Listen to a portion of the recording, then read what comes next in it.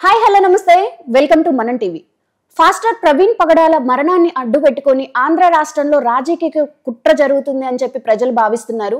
అసలు ఏంటి ఆ రాజకీయ కుట్ర అనేది తెలుసుకోవడానికి ప్రయత్నం చేద్దాం. ఇప్పుడు మనతో ఉన్నారు ప్రముఖ పొలిటికల్ అనలిస్ట్ అప్పసాని గారు. నమస్తే సార్. నమస్తే సార్, ప్రవీణ్ పగడాల మరణాన్ని అడ్డు పెట్టుకొని ఆంధ్ర రాష్ట్రంలో అయితే పెద్ద ఎత్తున రాజకీయ కుట్ర జరుగుతుంది, విధ్వంసాలు సృష్టించాలి అనుకుంటున్నారని అయితే జనం భావిస్తున్నారు. ఇందులో ఎంతవరకు నిజం ఉంది? అంటే జరుగుతున్న పరిస్థితుల్ని పరిణామాలని మనం విశ్లేషించుకుంటే మనకు ఒక తెలుగు సామెత ఉంది, రొట్టెలాల కంటే ముక్కలాల గోల ఎక్కువైంది అంటారు. అంటే నీకు రొట్టె దక్కాలి, నాకు ముక్కే దక్కాలి. దాంట్లో రొట్టె దక్కాల్సిన నీకన్నా ఇంత ముక్క దక్కాల్సిన నా గొడవ ఎక్కువైపోయింది. ఇవాళ పగడాల ప్రవీణ్ మరణం వల్ల అసలు బాధితులు ఎవరు? ఫ్యామిలీ కదా. ఫస్ట్ విక్టిమ్స్ అతని రక్త సంబంధీకులు, అతనితో జీవితం పంచుకున్న సతీమణి, అతని కన్న బిడ్డలు, తల్లిదండ్రులు, వీళ్ళు ఫస్ట్ విక్టిమ్స్. సహజంగా ప్రవీణ్ మరణం పట్ల అనుమానం ఉన్నా, లేదు న్యాయం కావాలి అని చెప్పని రోడ్డు ఎక్కినా మొట్టమొదటగా వాళ్ళు ఎక్కాలి రోడ్డు.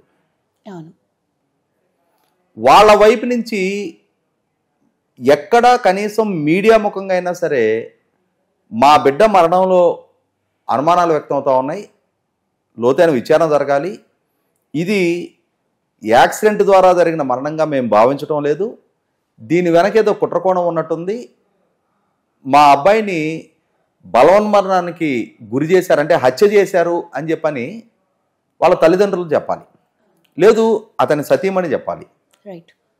పిల్లలు ఒకవేళ చిన్నపిల్లలు అయి ఉంటే అతని అన్నదమ్ములు ఉంటారుగా రక్త సంబంధికులు, వాళ్ళు ఎవరన్నా వచ్చి మీడియా ముఖంగా మాట్లాడుతుంటే వారికి అండగా రాజకీయ పక్షాలు, క్రిస్టియన్ సంఘాలు వీళ్ళందరూ పోలరైజ్ అయ్యి వాళ్ళ వెనక నిలబడి అతని మరణానికి న్యాయం చేయమని చెప్పని పోరాటం చేశారంటే మనం అర్థం చేసుకున్నాం. లేదు రాష్ట్రంలో ఉన్న క్రిస్టియన్స్ అందరూ ఇదే విధంగా ఫీల్ అవుతున్నారు, ఇదే విధంగా అతనికి అండగా నిలబడుతున్నారు అని అంటే మనం కూడా అర్థం చేసుకోవాలి. మనకి తెలిసి మనం క్రిస్టియన్ అనగానే మనకి స్ఫురణకు వచ్చేది ఏంటి? ఫస్ట్ ఎవరు వస్తారు మొట్టమొదటి క్రిస్టియన్ అనగానే? చర్చిలో ఫాదర్లు, ఆ నిలువు అంటే దాన్ని ఏమంటారో కానీ మనకి ఆ ఫాదర్స్, లేదంటే జీవితకాలం కన్యగా మిగిలిపోయిన నన్స్, వాళ్ళని చూస్తే మనకి ఫస్ట్ నుంచి వాళ్ళ సేవ నిరతి, వాళ్ళు సమాజంలో స్పందించే తీరు, వాళ్ళు ప్రదర్శించే శాంత స్వరూపం, ప్రజలకు చెప్పే మంచి, మనకి క్రిస్టియన్ అనగానే ముందు వాళ్ళు గుర్తుకొస్తారు. ఈ నిరసనల్లో ఈ రోడ్డెక్కి చేస్తున్న హంగామాలో వాళ్ళు ఎక్కడ కనపడ్డారా మనకి? లేదు. కొద్దిమంది ఫాస్టర్లు రోడ్డు మీదకి వచ్చి మాట్లాడుతున్నారు. కొంచెం లోతుకెళ్ళి మనం విచారణ చేస్తే ఏం తేలుతుంది? ఈ ఫాస్టర్లందరూ కూడా వైసీపీ నాయకత్వంతో అటాచ్డ్గా ఉన్నవాళ్ళు, వైసీపీ జెండాలు పుచ్చుకొని క్యాంపెయినింగ్లు చేసిన వాళ్ళు, వైసీపీ పార్టీల్లో వివిధ పదవులు అనుభవించిన వాళ్ళు. ఎందుకని వీళ్ళు మాత్రమే రోడ్డెక్కి మాట్లాడుతున్నారు?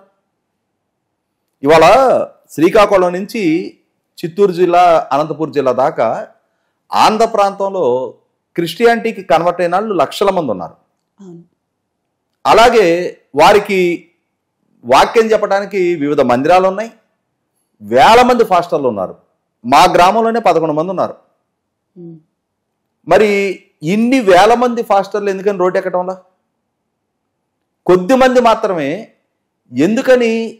ప్రభుత్వం, పోలీస్ డిపార్ట్మెంట్ వివరణ ఇచ్చే ప్రయత్నం చేస్తున్నా కూడా ఆ వివరణతో మేము ఏకీభవించము అంటే వీళ్ళు ఒక ప్రీ ఆక్యుపైడ్ నిర్ణయంతో ఉన్నారు. మేము అనుకున్నది పోలీస్ డిపార్ట్మెంట్ నోటి నుంచి రావాలి తప్ప, మేము ఏ ఎజెండా ఎత్తుకున్నామో, మేము ఏదైతే ప్రచారం చేస్తున్నామో అది పోలీస్ డిపార్ట్మెంట్ చెప్పాలి తప్ప, పోలీస్ డిపార్ట్మెంట్ ఏం చెప్పినా మేము అంగీకరించము అంటే వీళ్ళకి ఇచ్చిన ఎజెండా అది. వీళ్ళకి ఇవ్వబడ్డ ఎజెండా అనేది ఎప్పుడు స్పష్టమవుతూ ఉంది? మొన్న ఈ మధ్యకాలంలో గోరంట్ల మాధవ్, అతని మీద ఒక పోక్సో కేసు నమోదైంది. ఆ కేసు విచారణకు హాజరు కమ్మని చెప్పని విజయవాడ నుంచి పోలీసులు వెళ్ళి అతనికి నోటీస్ ఇచ్చారు. ఆ రోజు అతను మీడియాలో మాట్లాడాడు. మా మీద కేసులు నమోదు చేస్తే, మమ్మల్ని వేధింపులకు గురి చేస్తే అంతర్యుద్ధం వస్తుంది ఈ రాష్ట్రంలో అన్నాడు. అంటే ఇవాళ వరుస క్రమంలో వైసీపీ నాయకుల మీద చాలా కేసులు నమోదవుతూ ఉన్నాయి. కాకాని గౌతమ్ రెడ్డి ఇటువంటి వాళ్ళందరూ పరారీలో ఉన్నారు. పిన్నెల్లి వెంకటరామరెడ్డి ఇటువంటి వాళ్ళందరూ పరారీలో ఉన్నారు. మరి కోర్టుల చుట్టూ బెయిల్ కోసం తిరుగుతూ ఉంటున్నారు. కొంతమందికి బెయిల్ వస్తూ ఉన్నాయి, కొంతమంది అరెస్ట్ అయ్యి జైళ్లలో ఉన్నారు. పార్లమెంటు వేదికగా జగన్మోహన్ రెడ్డి గారి పాలనలో జరిగిన మద్యం అక్రమాలు ఇవి అని చెప్పని ప్రస్తావనకు వచ్చింది. ఎన్ఫోర్స్మెంట్ డైరెక్టరేట్ ఇన్వాల్వ్ అవుద్ది అంటున్నారు. అంటే ఒక రకమైన అష్టదిగ్బంధనంలో వైసీపీ కేసుల ఉచ్చులో ఇరుక్కుపోతుంది. రోజుకొక ఆరోపణ వెలుగు చూస్తూ ఉంది.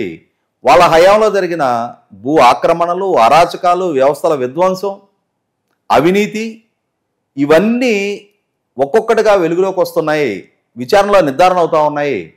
మరి ఇప్పుడు ఒక కేసు గురించి అంతర్యుద్ధం అని చెప్పని గోరంట్ల మాధవ్ మాట్లాడితే, మరి ఇప్పుడు ఇన్ని కేసులు ప్రస్తావనకు వస్తున్నప్పుడు వాటి నుంచి దృష్టి మళ్లించడం కోసం, ప్రభుత్వ అటెన్షన్ డైవర్ట్ చేయడం కోసం ఈ విధమైన సమస్య సృష్టిస్తున్నారా అనే అనుమానాలు కలుగుతూ ఉన్నాయి. ఎందుకంటే మాట్లాడుతున్న వ్యక్తులందరూ వైసీపీతో అటాచ్డ్గా ఉన్నవాళ్లే కాబట్టి. నిన్న జేమ్స్ లింగం అని చెప్పని ఒక ఫాస్టర్ మాట్లాడుతున్నాడు. అతను ఒక పదం వాడాడు, ఓచకోత కోస్తాం కొడకల్లారా అంటున్నాడు. నువ్వు ప్రవీణ్ మరణం పట్ల న్యాయం జరగాలని చెప్పని డిమాండ్ చేస్తున్నావు, ఓకే. ఎవరిని ఊచకోత కోస్తానని చెప్పని బెదిరిస్తున్నావు?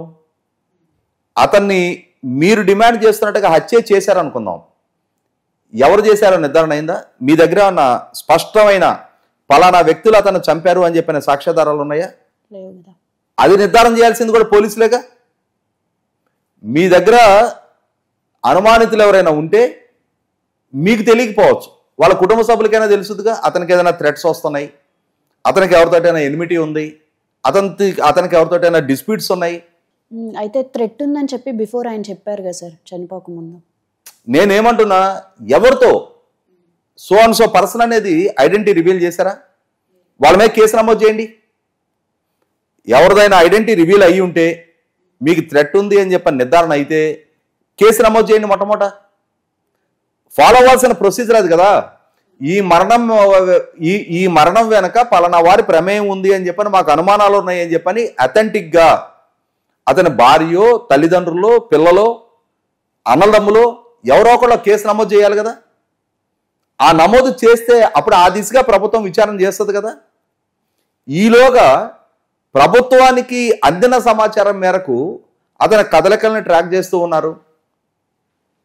పోలీసులకు దురుద్దేశాలు ఆపాదించి కేఏ పాల్ అని చెప్పని ఒక మహానుభావుడు వచ్చాడు. ఎస్పీని, ఐజీని పట్టుకొని ఎవడ్రా మీరు అంటున్నాడు. ఇదే పదం వాడింది, ఎవడ్రా మీరు, మీరు భయపెడితే భయపడేది ఎవర్రా ఇక్కడ అంటున్నాడు. ఏం చేయాలి వీళ్ళని?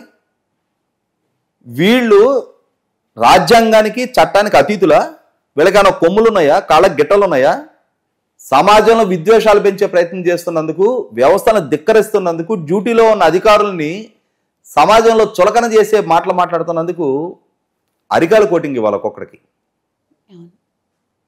ఎంత ధైర్యం ఉంటే నువ్వు డ్యూటీలో ఉన్న అధికారిని పట్టుకొని అరే ఒరే అని మాట్లాడతావు? ఎందుకు మాట్లాడతావు? వాళ్ళు నీ విషయంలో ఏం తప్పు చేశారు? వాళ్ళు ఏమన్నారు? మేము విచారణ చేస్తున్నాం, వాస్తవాలు పూర్తిగా వెల్లడయ్యే వరకు అసత్య కథనాలు సోషల్ మీడియాలో ప్రచారం చేయొద్దు, అలా చేసిన వాళ్ళ మీద చర్యలు తీసుకుంటామన్నారు. ఏం తప్పు అందులో? ఎవరికి తోచిన పిట్టకథలాలు ప్రచారం చేస్తుంటే, మీ ప్రచారాల వల్ల సమాజంలో విద్వేషాలు పెరుగుతూ ఉంటే, ఒకడు ముందుకొచ్చి ఊచకోతకు వస్తానంటుంటే, ఇంకొకడు ఇష్టారీతిన అధికారులను బెదిరిస్తుంటే చూస్తూ ఊరుకుంటారా ప్రజలు? ప్రభుత్వం 100కి 100 చట్టపరమైన చర్యలు తీసుకోవాలి. ఇక్కడ ఎవరి ఎజెండా వాళ్ళు అమలుపరుస్తూ ఉన్నారు. తమ కేసుల ఉచ్చు బిగుస్తున్న నేపథ్యంలో ఇవాళ వైసీపీ ద్వారా ప్రభావితం చేయబడ్డ ఫాస్టర్ల ద్వారానే ఈ ఉద్రిక్తతలు రెచ్చగొట్టే ప్రయత్నం చేస్తున్నారనేది సగటు ప్రజలు భావిస్తూ ఉన్నారు. ఇక్కడ ఇంకొక అడుగు ముందుకేసి హర్ష కుమార్ గారు, ఆయన ఒక వీడియో నేను చూసా. ప్రవీణ్ గురించి నాకు తెలీదు, నాకు పరిచయం లేదు, అతనిది ఈ జరిగిన తర్వాత కనుక్కున్నా, రాజమండ్రిలో స్థలం కొనుక్కున్నాడంట, ఇక్కడ బంధువులు ఉన్నారంట, ఇక్కడికి వచ్చి వెళ్తుంటాడంట. అతని వీడియోలు విన్నా నేను. అతను మంచి ఇంటలెక్చువల్ అని చెప్పి నాకు అర్థమైంది. అంటే అతని పరిచయం లేదు, అతను వేరే పోర్ట్స్ తెలియదు, కానీ జరిగిన సంఘటనకు మాత్రం హత్య అని చెప్పని నిర్ధారణ చేసేస్తుంటారు. అంటే అతనికి ఎవరితోటైనా వైరం ఉందా, కక్ష ఎవరికైనా అతని మీద ఉందా, వేటి గురించి మీకు అవగాహన కూడా లేదు. ఎందుకు? మీ ఎజెండా ఏంటి? మీరెందుకు ఇంత పులుంకుంటా ఉన్నారు? మీ ఎజెండా మీకుంది. రాష్ట్ర ప్రభుత్వం ఎస్సీ రిజర్వేషన్ కేటగరైజేషన్ ప్రక్రియలో ఉంది. మీకు అది ఇష్టం లేదు, మీరు దానికి వ్యతిరేకంగా సభలు పెట్టారు, ప్రెస్ మీట్లు పెట్టారు, ప్రభుత్వానికి అల్టిమేటంలు ఇచ్చారు, న్యాయస్థానానికి వెళ్తా అన్నారు, న్యాయస్థానంలో పిటిషన్ ఫైల్ చేశారు. మీ పిటిషన్ని సుప్రీంకోర్టు డిస్మిస్ చేసింది కాబట్టి ఇప్పుడు ప్రభుత్వం ఈ ఏప్రిల్ మొదటి వారంలో ఆర్డినెన్స్ ద్వారా దాన్ని అమల్లోకి తీసుకొచ్చే ప్రాసెస్లో ఉంది కాబట్టి ఇప్పుడు ఖచ్చితంగా దాన్ని అడ్డుకోవాలి. అడ్డుకోవడానికి మీరు ఎంచుకున్న మార్గం ఈ హత్య, ఈ ప్రమాదమా, ఈ మరణం దాన్ని అడ్డు పెట్టుకొని, అంటే ఈ వివాదాలు నడుస్తూ ఉన్నాయి కాబట్టి హత్యని కొంతమంది, ప్రమాదాన్ని కొంతమంది, ఈ వివాదాన్ని అడ్డు పెట్టుకొని దాన్ని ఇంకొంచెం ఫ్లేరప్ చేసి దానికి వ్యతిరేకంగా, ప్రభుత్వానికి వ్యతిరేకంగా ఒక ఉద్యమ కార్యాచరణ దిశగా అడుగులేయించితే ప్రభుత్వం కొంత సమయంతో ఇప్పుడు ఈ ఆర్డినెన్స్ తీసుకొచ్చే ప్రయత్నం చేయదేమో. గవర్నమెంట్ ఒక పాలసీ డెసిషన్ తీసుకున్న తర్వాత, క్యాబినెట్ అప్రూవ్ చేసిన తర్వాత డిఎస్సి నోటిఫికేషన్లో దాన్ని ఇంప్లిమెంట్ చేయాలి అని చెప్పని, ఆ డిఎస్సి నోటిఫికేషన్లోనే ఈ ఎస్సీ కేటగరైజేషన్ వర్తింపజేయాలి అని చెప్పని ప్రభుత్వం ఒక కృతనిశ్చయంతో ఉన్నప్పుడు ఒక వ్యక్తిగా మీరు దాన్ని అడ్డుకుంటారా? దానికోసం అని చెప్పని ఏ అవకాశం తగ్గితే ఆ అవకాశాన్ని అడ్డుపెట్టుకొని రాష్ట్రంలో ఉద్రిక్తతలు పెంచే ప్రయత్నం మీరు చేస్తారా? కాబట్టి ఏంటంటే ఇక్కడ హర్ష్ కుమార్ గారైనా, కేఏ పాల్ అయినా, కొంతమంది ఈ వైసీపీ ద్వారా ప్రేరేపిత ఫాస్టర్లు అయినా సరే, అజయ్ అనే ఫాస్టర్ నేను వినున్నా, అతను గత వీడియో, నేను వైసీపీ విద్యార్థి విభాగానికి రాష్ట్ర శాఖ అధ్యక్షుడిగా పనిచేశాను అని చెప్పని, అంటే డైరెక్ట్గా పొలిటికల్లీ అఫిలియేటెడ్ ఫాస్టర్లు అనేది అర్థమవుతా ఉంది. ప్రభుత్వానికి వ్యతిరేకంగా గళం వినిపించటమే వాళ్ళకి ఇచ్చిన ఎజెండా అనేది అర్థమవుతా ఉంది. ప్రవీణ్కి న్యాయం పట్ల వాళ్ళకి ఏం కన్సర్న్ లేదు, ప్రవీణ్ మరణం పట్ల వాళ్ళకి కన్సర్నే లేదు. వాళ్ళకి కావాల్సింది ఆ మరణాన్ని అడ్డు పెట్టుకొని ఎంత యాగీ చేయగలుగుతాము. ఆ యాగీ చేయటం ద్వారా ప్రభుత్వానికి వ్యతిరేకంగా కొద్దిగానైనా సరే ఆ క్రిస్టియానిటీ వరకైనా సరే పోలరైజేషన్కి ప్రయత్నం చేయగలుగుతామా? అంటే ఎన్నికలు ఇంకో 4 ఏళ్ళు ఉన్నాయి. ఇప్పటికిప్పుడు పోలరైజేషను, ఓట్లు, వీటి గురించి ఆలోచించే అవసరం కూడా లేదు, కానీ వీళ్ళు ఆలోచిస్తున్నారు. ఇక్కడ గమనించుకుంటే 100కి 100 ఈ కుట్రలకి ఖచ్చితంగా, అంటే ఇది కుట్రగానే నేను భావిస్తూ ఉన్నా. నేను పదే చెప్తూ ఉన్నా, ఎందుకంటే ఒక్కొక్కళ్ళ నేపథ్యాలు మనకు ఒక స్పష్టత ఉంది. 1991లో డాక్టర్ మరిచెన్నారెడ్డి గారిని ముఖ్యమంత్రిగా దింపటం కోసం హైదరాబాద్లో సృష్టించబడ్డ మత ఘర్షణలో 400 మంది చనిపోయారు. ఆయనే స్వయంగా చెప్పారు, మా పార్టీలో ఉన్న నాయకుల ప్రమేయంతో ఈ ఘర్షణలు జరిగాయి. ఆ ప్రమేయం ఉన్న నాయకులు ఎవరనేది రాష్ట్రానికి ఒక స్పష్టత ఉంది. కాబట్టి ఆ వారసత్వాల నుంచి ఎదిగిన నాయకులకి ఇవాళ రాష్ట్రంలో శాంతి భద్రతల సమస్యలు సృష్టించటం, వర్గాల మధ్య, కులాల మధ్య, మతాల మధ్య, ప్రాంతాల మధ్య చిచ్చు పెట్టడం, విద్వేషాలు పెంచటం, హింస ప్రేరేపించే విధంగా వ్యవహరించటం, ఇవేవి కొత్త కాదు.